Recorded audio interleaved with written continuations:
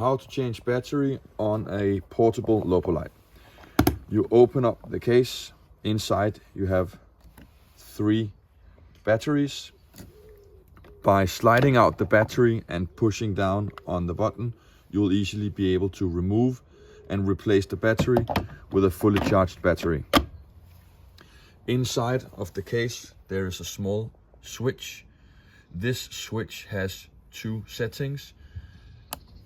You have a constant setting where the light is constantly turned on. The middle setting is switched off, and the switched down position is the auto function. The auto function will work by a small sensor that will notice when the light needs to be turned on. You'll be able to see the light turns on and off depending on the outside light. Thank you very much.